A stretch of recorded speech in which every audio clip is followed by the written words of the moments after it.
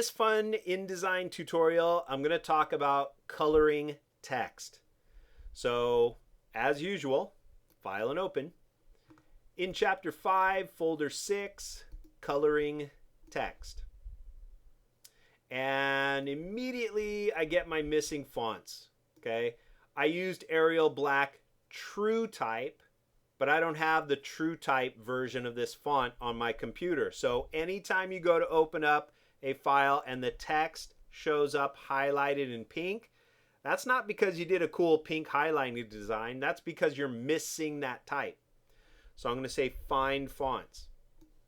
My computer, when I first, or this file, when I first put it together on another computer, they had Arial Black as a True Type version of the font. I don't have that. So I'm going to click that bar, and I want to replace the True Type version of that font with a font family on my computer. I'm going to pick the same font, Arial Black. I just don't have the True Type version of it. I probably have something called Open Type. It's just a different code for the font. So I'm going to say change all. Change all versions of Arial Black True Type to Arial Black on my computer. Change all. There we go. No more missing fonts. I'm done. All right. So now it's time to color my text. So I'm going to close up my character panel and my paragraph panel. It says center all this type in the text frame, then fill all the type red. So in order to fill, I'm going to take my Swatches panel and tear that out so we can see that. I'm going to highlight my text right here. And way up here is my text alignment. Okay, these are the same buttons I had on my paragraph panel. I could hit Command Option T. There's the same buttons right there, but I don't need the paragraph panel because they're right up here. The second one says Align Center, so I'm going to center that text. Okay, and here's what's great about InDesign. I do not need to highlight text in order to color text. And in fact, I don't want to do that. Because if I highlight my text, right here on my swatches, I'm on the fill, I'm on the T for type, but even though I go to fill my type red, it looks blue. It looks greenish blue. Well, that's not red type.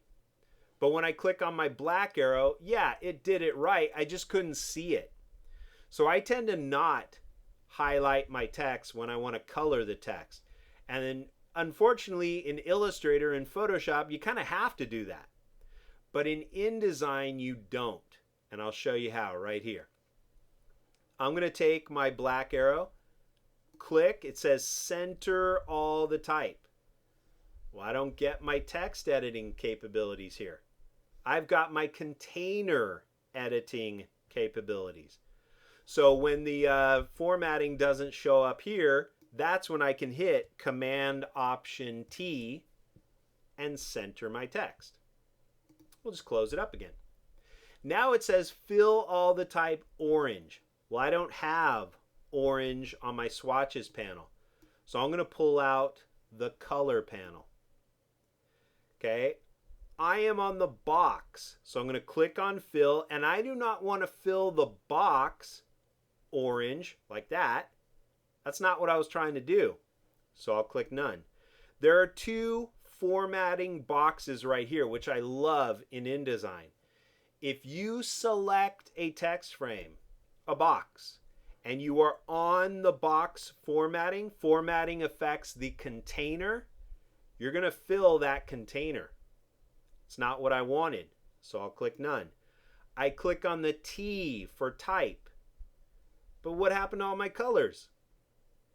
Well, the type started black, so it's going to give me only shades of black or shades of gray. So I have to click the pop-up, go down to the colors that I want to mix, and now I click on orange.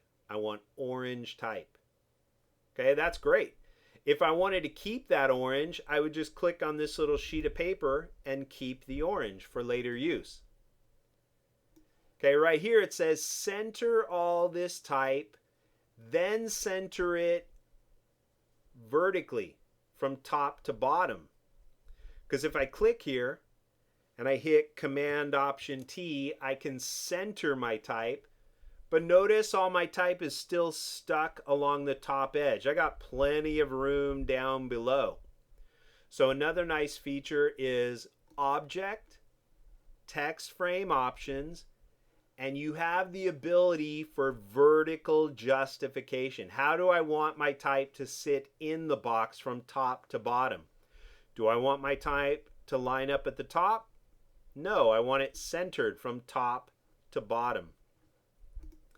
That gives me a lot more balance. I centered it from left to right, and I've centered it now from top to bottom.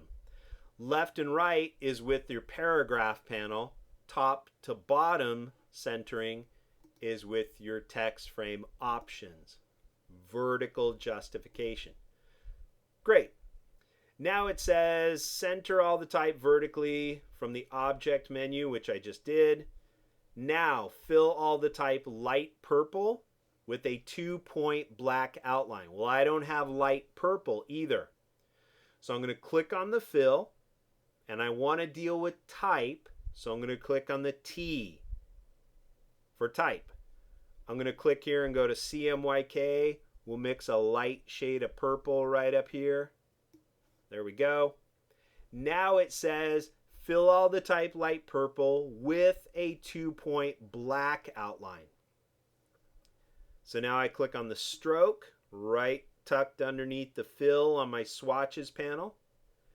I click on black, and I want my stroke to be 2 points. So here's my stroke panel. Hit the up arrow for 2 points. And what I would recommend is always click the middle button when you do strokes on type. Okay, if you are on the first button, watch what happens when I make my stroke thicker and thicker and thicker and thicker. You get these little sharp points from all your corners. Looks like your type would kill someone. So what I always want to do is click the middle button. You round off any sharp corners. So obviously that's too thick, but now I get a nice, easily readable font. There's my purple text with a 2-point stroke, always rounding off the corners when you're dealing with text. Okay, let's look at the last one. Center all this type. Then using only your black arrow, fill all the type cyan and fill the text frame black. So we're not allowed to highlight any type. I'm going to click on it. If I want to center it left and right, that is Command Option T for my paragraph panel. Center it left and right.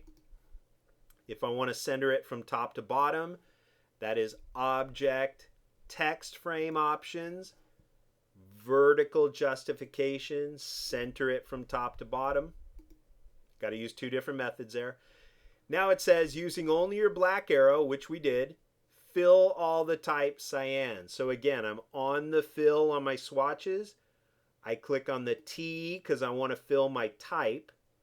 So I'll click on the fill again. I want it to be cyan type, but I want the box itself to be black. So I'm going to click on the box formatting and click on black. Hit W for preview. We'll just put all these panels back down here at the bottom where they belong. And there you go. Different ways to colorize your text. Practice with this. Practice a couple of times. Get to know the difference on your swatches panel between the fill and the stroke, between container formatting and text formatting. You can do a lot with text here in InDesign with your swatches panel. And there we go. Text coloring in InDesign.